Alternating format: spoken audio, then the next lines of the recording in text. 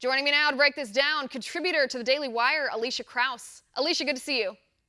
Yeah, you too. Thank you. All right, Elisha, this story is quite crazy. I mean, this is not a paltry sum of money. This is totaling hundreds of millions of dollars, been going on, in a sense, right under our noses, right under the nose of the government in Minnesota. I mean, let's go first to this whistleblower. When he made this report, why wasn't this investigated? It's unbelievable. I mean, it's $100 million in 2017 alone that they think was fraudulently stolen from the people and the taxpayers of Minnesota there. It is mind-boggling that that much money would go to just 10 daycare centers, number one. Number two, the fact that this was, how did the FBI miss this? How come the whistleblower's emails weren't paid attention to?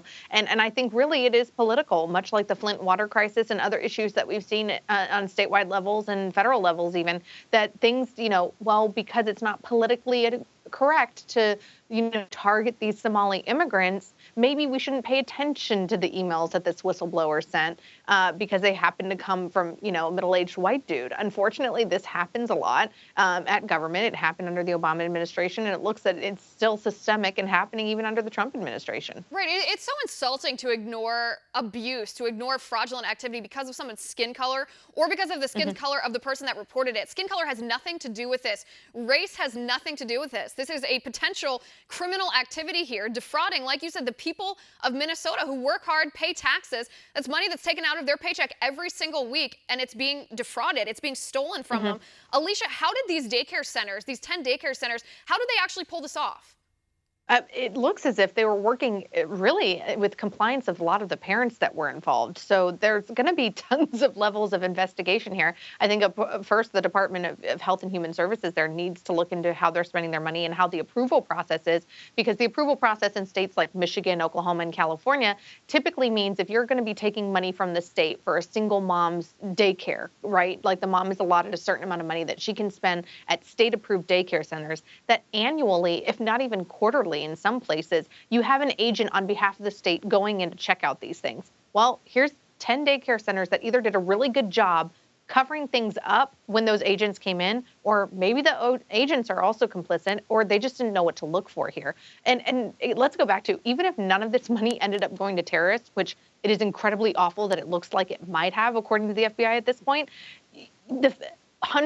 over $100 million that was fraudulently stolen. This is a massive crime and a massive undertaking. So you're going to have the mastermind, you're going to have a failure by the state government, you're going to have the complicit, behavior of the parents that would bring their kids and then take them home like 10 minutes later.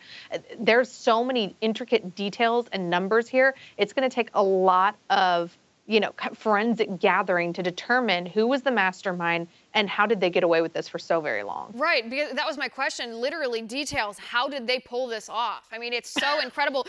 Reports are saying the parents would go to these daycare centers, they'd check their kids in, and then like you said, 10 minutes later, they'd leave with the child, but the daycare center wouldn't check the child out. They wouldn't mark that the child had left till the end of the day. And this wasn't just a few parents doing it while the daycare was still up and running. This would be everyone who went into the daycare. So the daycare would bill the state for a full day of taking care of, innumerable children when there was nobody in the daycare center whatsoever, none. It's unbelievable. You'd think just one cursory investigation, one cursory state agent going to check this out would have noticed that these were empty buildings, that nobody was there. It's mind-boggling. Yeah, it's absolutely mind-boggling crazy. that it didn't.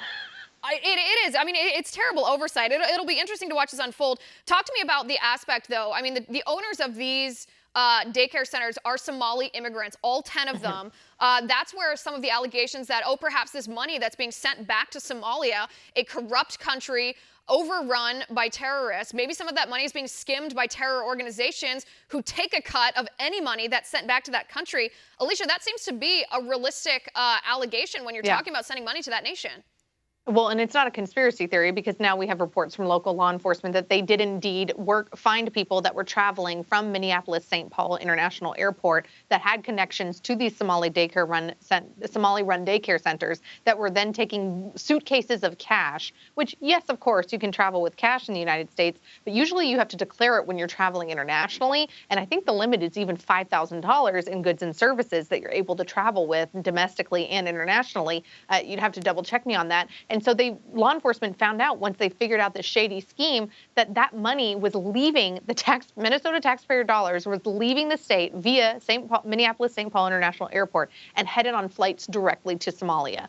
I mean, if that ain't shady and if that ain't suspicious activity going to fund terrorists, that this whistleblower said, he said, I was afraid that it was potentially going to hurt not only innocents of the United States, but innocents in other countries and maybe even our American military. And that's why he felt the need to send these multiple emails that apparently went ignored. Right. It's diabolical. I mean, I'd like an investigation, too, into what the governor of Minnesota knew. He says he doesn't know. He said he didn't know anything, but it sounds to me like he may just be covering his butt here because there are reports that say people in his office were notified of what happened and still no action was taken.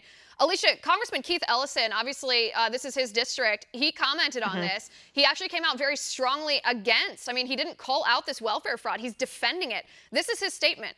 He said Fox 9's recent story is poorly reported, presenting a single out-of-state source to attempt to link domestic fraud cases with the lawful transfer by Somali Americans of their hard-earned funds to family and friends abroad. It plays to the worst stereotypes about an important Minnesotan community. I'm proud to represent, he said, one of the largest Somali diaspora communities in the world. My constituents work tirelessly to support their communities both here and in Somalia.